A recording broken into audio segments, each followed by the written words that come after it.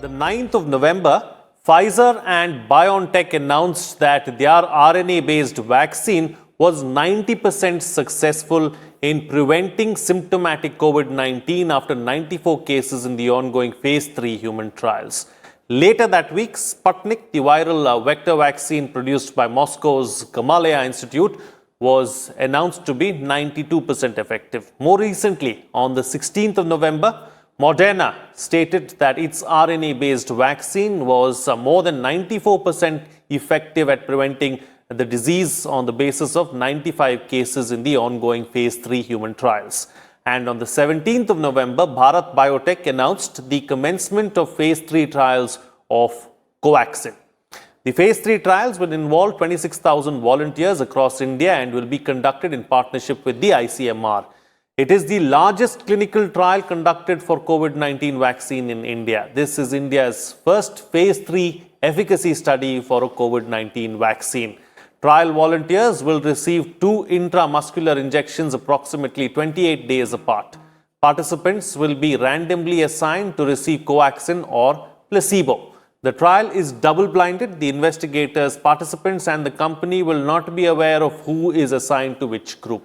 In this edition of COVID-19 India Fights Back, we will analyze the phase 3 vaccine candidates. Joining me on the program today are Dr. Raman R. Gangakhedkar, Dr. C.G. Pandit, National Chair, ICMR, Dr. Rakesh Mishra, Director, Center for Cellular and Molecular Biology, and Professor Sarman Singh, Director, AIIMS, Bhopal. Thank you to all my guests for joining me on this edition of COVID-19 India Fights Back. All right, so Dr. Raman, let me start the program with you first. Let's first talk about the Bharat Biotech, vaccine candidate and where is it at and how does it look really as far as the vaccine candidate Covaxin is concerned? See, Bharat Biotech's vaccine, which was jointly produced in collaboration with ICMR NIV, has entered into phase 3. So far, phase 1 and 2 have not revealed any kind of major toxicity, and at the same time, it was found to be immunogenic. Now, there are 26,000 people to be enrolled in this particular trial, which perhaps should take shorter time given the number of sites that are involved and the fact that the outbreak continues to be fairly severe elsewhere, so it becomes easy to measure the impact of this vaccine as far as its protective efficacy is concerned. So India is poised to have some of the results perhaps ready by let's say Jan end, which would be from indigenous manufacturers, and therefore we would have an option to choose vaccines, whether you would like to take a vaccine that comes from the West or would you like to choose our own vaccine. There is a good news in the news that we hear from Pfizer as well as Moderna, that any vaccine that is using spike protein as one of the immunogens to produce antibody is becoming more than successful, because WHO had put a cutoff of 50%, more than 50%, but now they are showing early efficacy. I would say this is too early to comment, but still early efficacy of more than 90%. This Bharat Biotech vaccine is using inactivated virus, which also has spike protein. So there is no reason to believe that this vaccine may not come as close to other 3 vaccines about which we have come to know about. Right. All right. So, Professor Singh, before we speak about some of the other vaccine candidates that are in phase 3, let's focus a little more on Covaxin and, let's talk about some of its, strengths, talk about how soon maybe we can see, a vaccine, and also we have to ensure that the vaccine delivery at some point too is taken care of. No, yeah, thank you very much. What Dr. Gangakhedkar has already explained, that it is a whole virus lies and this is inactivated. So obviously it will have all the components, including the RNA, including all the spike proteins, envelope and everything. So definitely what all the vaccines, whether it is a Sputnik or Oxford or Moderna or Pfizer, whatsoever, they have shown more than 90%. So it is expected that it should be even better than these. If not better, then definitely it should not be inferior to these. The another point I think which is very important, that the two things which are probably we should concentrate on our indigenous vaccine. One is of course the cost, because both the Moderna and Pfizer vaccines, they are projected. Of course, there is no cost and no price has been decided, but it is expected that probably these will be very, very costly. So number one, that is important. Also, the Pfizer vaccine has been, it is advised that, the temperature has to be, it is -40 or -20.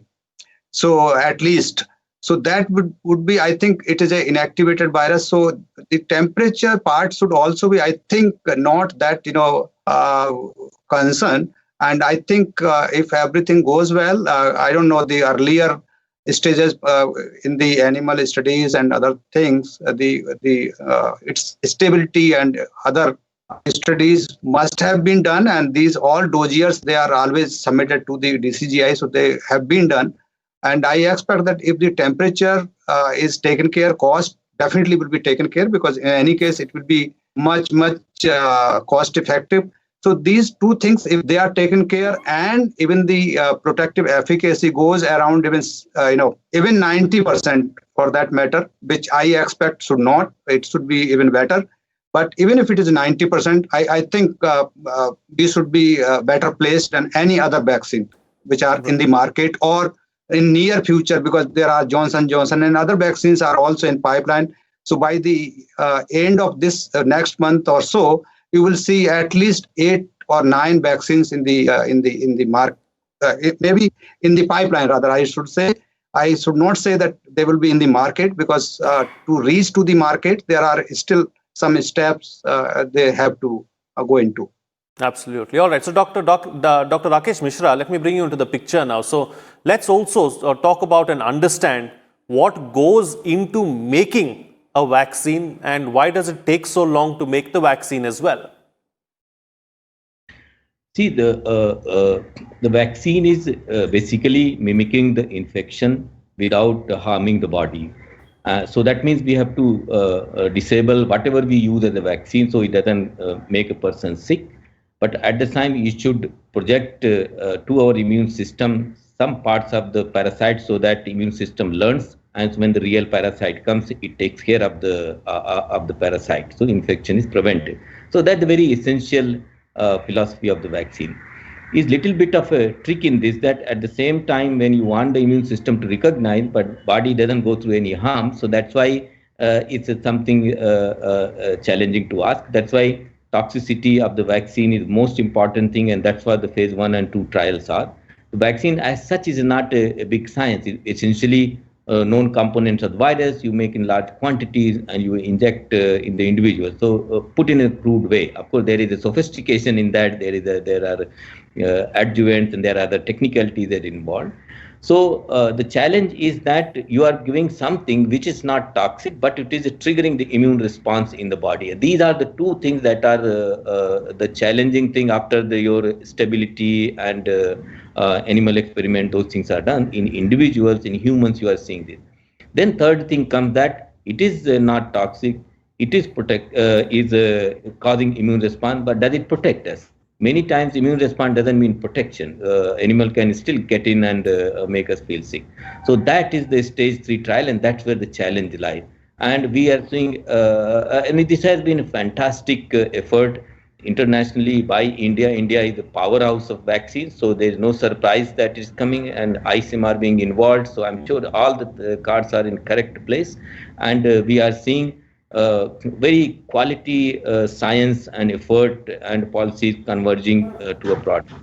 Having said that, we are seeing 90%, 95%. Even if something is 80%, I will consider it as a great, although FDA accepts even 50% in the desperation of it. So what we are seeing right now is that these are at a small scale, small like less than 100 individual, we are seeing that this kind of protection is happening. We have no idea how long this protection will be. will these people remain protected after 6 months, after 4 months? And that is the challenge which we have to, it's actually a kind of gamble. We are going to invest a lot of money in vaccination without knowing that protection will last beyond 6 months. So that is something which we have to experts have to put, strategists have to put their thoughts, and we have to take chance, because this is a very good way of easing the situation and bringing economy on the track. But at the same time, we should not be investing in something and after 6 months we are back to the same back to the square one. So it's having said that, there is no reason to believe that there will not be long lasting effect. There are indications that people, once they get infected, there are no reinfection happening, and after millions and millions of people infected, reinfections are 10 or 12 or something of the kind. So you can consider negligible, which means resistance once acquired by at least by natural infection is lasting for many months, at least 6-7 months already we know from the natural process. So that means there's good reason, good hope that the vaccines also will provide that kind of, because after all they are the nuts and bolts of the same virus. They will also provide long-term protection, but that is something which we have to see. And if you give me a minute, I'm very excited that India is poised to launch such a huge immunization program, and I'm confident that we will generate a database and follow up the immunization and see how many people fall sick, how many people are protected, and that will be something game changer for our healthcare system, to create database of the people, follow their health profile and response to this vaccine, and of course in future for other things. So there are many exciting things to look forward to, along with getting at least reducing the pain of this pandemic through these vaccines. Absolutely. I think that has to be the foremost objective as far as everyone is concerned, to ensure how we contain and get rid of the pandemic. It still looks like an uphill task, still a long way to go, but we are all doing our best. All right, taking the discussion forward now. So Dr. Raman, since we have 3 or 4 of these vaccine candidates in phase 3, what happens next? Next thing, perhaps, first we will have to wait for even those 3 trials which have actually told us that they have more than 90% efficacy to actually complete themselves. To give an example, Pfizer has only endpoint of 94 infections that have occurred so far. However, its sample size is 162 infections that are expected to occur. Only then the 4th interim analysis will be done. So today what we have heard is just interim analysis. We will have to give them time to complete that particular process of follow-ups and then subsequent analysis, which may happen maybe by end of December. Now, once these results become available, now we will have to, the government of India will try to look at which vaccine, given the fact that let's assume there are 4 or 5 vaccines which are available, they will have to consider different issues before they select a particular vaccine. One issue which is becoming very clear, that if the efficacy, that the protection rate is above 90%, so perhaps protection is not going to become an important criteria for us, but we will have to look at how long does the vaccine protect, what are the side effects profile that they would have, what are the requirements for storage of the vaccine, and how do you transport that vaccine. And on all these accounts, if I was to speculate and say, I think our Bharat Biotech as well as the Oxford vaccine, the AstraZeneca vaccine, which is also the trial is being conducted by Serum Institute of India, all of them perhaps will come closer to what we can choose from, given the fact that their protective efficacy is similar, because these vaccines do not require as much of issues related to refrigeration, and these vaccines would be essentially manufactured in India itself. One of the best things that could happen is if we find that Bharat Biotech vaccine has to be compared. Bharat Biotech vaccine is being developed on traditionally used platforms. So we won't be expecting any unexpected side effects which we do not know about. Like for mRNA, no, we don't know over a period of time what might happen because we don't have sufficient experience to talk about it. But we have used inactivated vaccines often in the past, so there would not be a bigger worry in terms of side effects. If the protective efficacy is similar, if we know that inactivated vaccine has an advantage, this vaccine would also have some special advantages in terms of storage related issues. So we should be in a position to choose a vaccine probably from India itself, which would be easier for us to utilize. But one fact that we must remember, for inactivated vaccines, the issue that can always be challenging is the capacity of production. Right. Okay. Points taken. Let me take the discussion forward now. So, Professor Singh, since we have these 3 or 4 viruses really in phase 3 now, so what is the main difference between these viruses? And like Dr. Ganga Kedkar has already mentioned, that it makes more sense for us to have an indigenous vaccine so that it makes it easier as far as the delivery is concerned, and several other things too fall into place. Yeah, so taking the discussion forward, as already we are discussing, it is true that it is not only indigenous but also the platform. What Dr. Ganga was saying, that the platform is easier and time tested. But on the same time, he also said, and we also must agree, that in the bulk, the virus has to be cultured. So cell lines need to be culture facilities has to be developed, and it is a huge amount of the virus has to be produced. Then it has to be inactivated by various methods. It is whether heat or alcohol or other methods are there. So it has to be there. So, but the seed of the virus is very important. So huge bulk amount of the virus is required, which probably biotech is capable of. So that is there. Regarding the other vaccines, they are usually the either recombinant or they are the viruses. Like one is adenovirus, one is mRNA, messenger RNA. So these are the viruses. Another thing is that the phase 3 will actually tell you what Dr. Misra and my other panel member, Dr. Ganga Kedkar, was saying, that if you see, probably in COVID, because we don't have anything. So if you compare the data and the so far reported by either of these 3 or 4, including Covaxin, if you see in normal situation, none of these vaccine, if this was the data for any other vaccine, it should have gone to phase 3. Let me very frankly, scientifically, not any emotions. But because it is a COVID, most of these studies, they have included about 100 or 120 or less than 200 samples, means cases, which is by no standard for any other vaccine. If you talk of any, like rubella or any other vaccine, none of these vaccines will be allowed to go to phase 3. But because here in this case, because we don't have any vaccine and we are whole world is hysterically, after looking for the vaccine or drug, because we don't have neither the vaccine nor the drug. That's the reason that they have been allowed to go to phase 3. But if you see really data, the phase 3 actually will tell you the actual things, because these claims, 92% or 95% or 90%, these claims are on very small sample size. Number 1.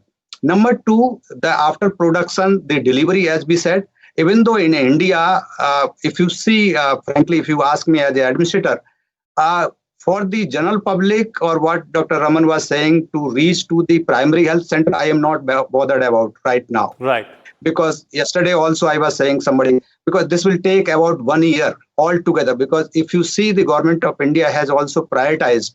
The first, they will be the doctors, then school children, then other forefront. So the first 1 year will take all the high risk people.